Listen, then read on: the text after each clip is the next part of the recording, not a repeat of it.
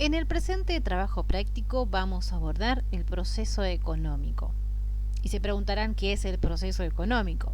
Bueno, nosotros vivimos en una sociedad y como tal, en ella encontramos múltiples servicios para satisfacer nuestras necesidades, ¿sí? Como ser el consumo, como cuando vimos la pirámide de Maslow, que satisfacíamos nuestras necesidades fisiológicas. Bueno, vamos a encontrar ese tipo de consumos, pero también vamos a encontrar consumos de ocio que también son muy importantes. Entonces, para lograr llegar a satisfacer todo esos tipos de consumo, necesitamos que cada uno de los eslabones de este proceso cumpla bien su rol. Ustedes en pantalla lo que están viendo son los eslabones que juntos forman como una cadena, ¿sí? Esta cadena tiene que estar aunando con criterios, ¿sí? Porque necesitan ensamblar bien, como se ven en la imagen, ¿no? Uno ensambla bien con el otro. Entonces, en este trabajo lo que vamos a hacer es abordar en detalle la función que cumple cada uno de estos eslabones.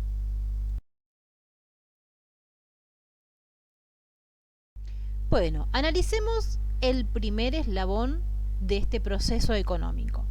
El primer eslabón es la producción. Y la producción lo que busca es lograr, obtener y llegar a un producto específico, ¿sí? El producto que ellos decidan, aquel productor que decida hacer, por ejemplo, una camisa, por ejemplo, un productor muy grande, pueden producir automóviles, podrán producir zapatillas. Eso va a depender de la demanda que busque satisfacer este productor, ¿sí? Pero siempre va a ser un producto o algunos productos específicos, ¿sí? Entonces, ¿cómo lo va a hacer? ¿Cómo va a lograr este productor hacer este producto que se pone como meta?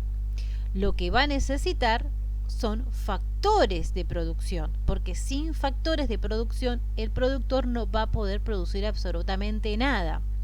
Entonces, tenemos que describir cuáles son los factores de producción que va a utilizar el productor. El primer factor, ¿cuál va a ser? El más importante, podríamos decir, pero no, son los tres por igual de importancia. El primero sería el capital, ¿sí? El productor necesita de capital, ¿sí? Necesita de una inversión inicial para poder producir. A ver, si yo necesito hacer o quiero producir pastas en mi casa, tengo que hacer una inversión inicial en maquinarias, en una pasta linda, en el insumo necesario, acondicionar, si lo voy a hacer en mi casa, acondicionar la cocina para producir, tengo que hacerme de las herramientas necesarias y todo ello se logra con capital. Sin dinero no podríamos estar produciendo, ¿sí? Entonces, lo primero que necesita el productor es capital para poder poner en marcha este proyecto para producir un determinado bien. El segundo elemento que va a estar utilizando es el trabajo. Y acá nos referimos básicamente a la mano física, al trabajador, ¿sí? A ver, si seguimos con el ejemplo de nosotros que queremos ponernos en nuestra casa una fábrica de pastas, lo que necesitaríamos como trabajo seríamos nosotros, ¿sí? Supongamos que nosotros somos los que vamos a fabricar las pastas. Entonces, el capital sería la pasta linda con las herramientas necesarias, el trabajo estaría dado por nosotros, que somos los que los vamos a producir, y nos falta el tercer elemento, y es la tierra. La tierra básicamente le decimos a todos los recursos naturales, ¿sí? Aquellos recursos que nosotros necesitamos para fabricar nuestros productos. Y acá podemos decir que si seguimos el ejemplo nuestro, podemos decir que estaría dado por la materia prima, que sería la harina, que esto viene de la tierra, ¿sí? Es un producto que se obtiene del agro. Entonces, estos tres elementos son sumamente importantes para que el productor logre obtener el producto terminado, ese producto que tiene como objetivo.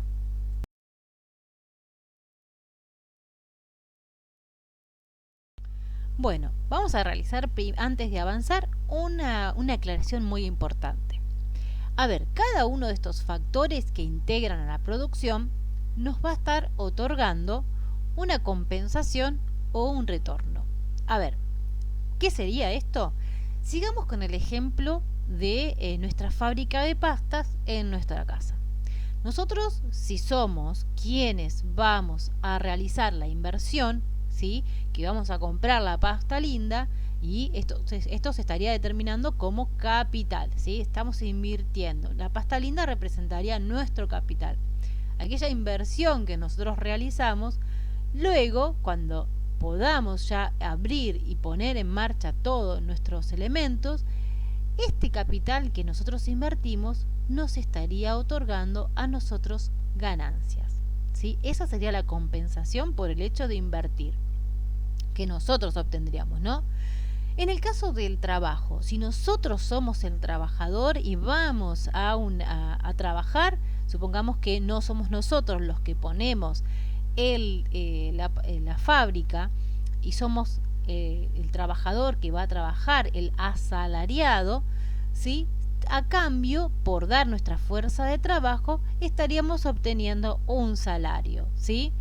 Entonces, esa sería nuestra compensación. Y por el otro lado de la tierra, ¿sí? Por el hecho de que nosotros tengamos la tierra, supongamos que tenemos un campo y lo ponemos a arrendar, bueno, por el hecho de que venga alguien y nosotros se lo alquilemos para que pueda producir, eso le estaría otorgando una renta, ¿sí? Sería como un alquiler. Entonces, cada uno de estos elementos que componen a la producción nos otorgan una compensación dependiendo del lado que nosotros nos situemos.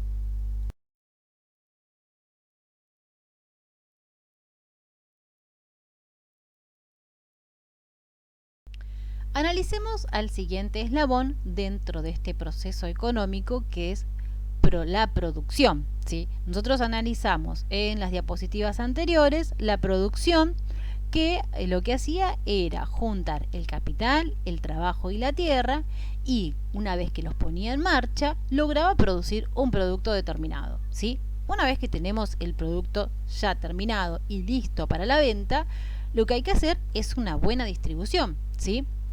A ver, ¿cómo es que se lleva a cabo la distribución? Veamos la imagen que tenemos en pantalla. El productor, ¿sí? Ya tiene listo el producto. Entonces lo que hace es venderlo, distribuirlo a los mayoristas. Los mayoristas, a su vez, lo distribuyen a los minoristas. Y estos minoristas lo venden al consumidor final, ¿sí? Esto que yo les acabo de nombrar, ¿sí? En el cual hay etapas de transporte y comercialización, es lo que vamos a llamar una distribución comercial, ¿sí? Esta distribución comercial lo que hace es pasar por distintos canales de distribución hasta que llega al consumidor final.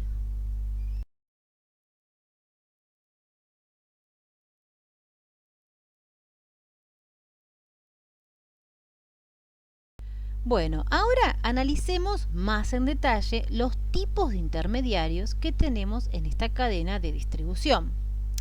El primer intermediario son los agentes. Muchos hemos visto cuando personas con el logo de una determinada empresa van a los mayoristas y toman los pedidos, ¿sí? Al mayorista. Estos agentes son representantes de la fábrica, ¿sí? Frente al mayorista. Son personas que personifican la empresa al momento de tomar un pedido, ¿sí? Nosotros lo vemos en la pantalla cuando en esa foto que tenemos a la derecha, fíjense que tenemos el fabricante, el agente que toma el pedido al mayorista y luego el mayorista se encargará al minorista hasta que llegue al consumidor final, ¿sí? Pero también tenemos los mayoristas que tratan directamente con la fábrica, ¿sí?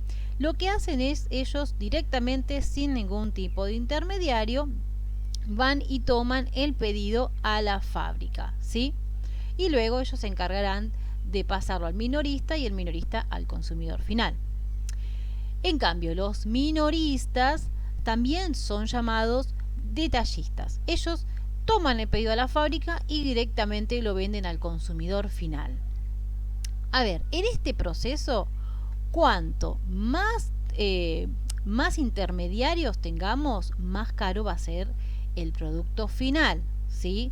Entonces, si logramos saltar del fabricante al minorista y el consumidor final, el precio va a ser sumamente bajo. Y en cambio, cuando pasamos por un agente al mayorista, al minorista, el precio realmente termina siendo más costoso.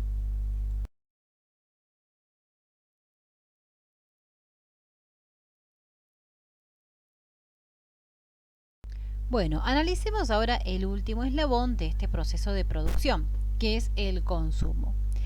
En este eslabón lo que va a suceder es desaparecer el producto, pero desaparece porque vamos a cumplir la finalidad del producto, que es su consumo, ¿sí?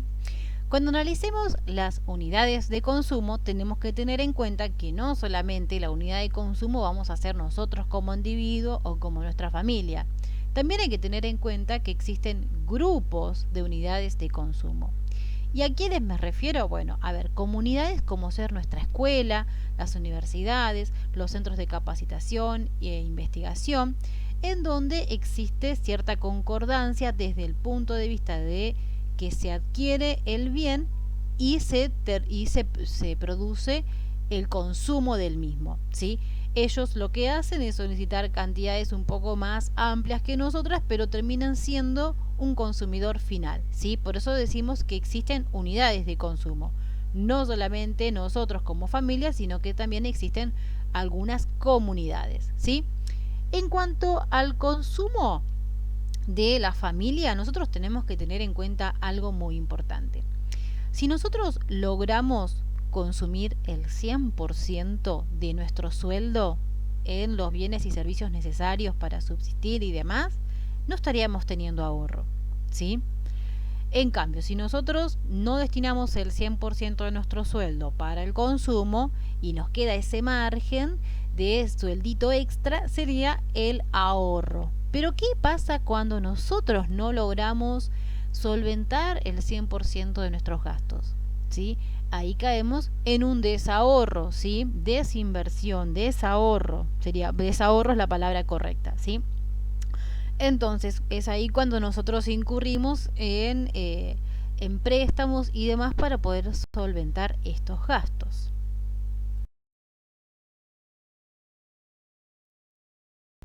Hagamos una salvedad muy importante con respecto al consumo, ¿sí?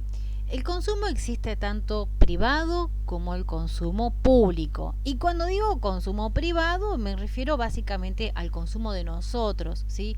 De las unidades familiares y de las instituciones privadas que no tienen un ánimo de lucro. ¿Y qué significa eso? Son aquellas instituciones que son ONG. A ver, un ejemplo puede ser Greenpeace, puede ser Cáritas, puede ser el Campito Refugio, ¿sí? Esos serían consumos privados, ¿sí? Las familias y aquellas instituciones privadas que no tienen un ánimo de obtener una ganancia, ¿sí?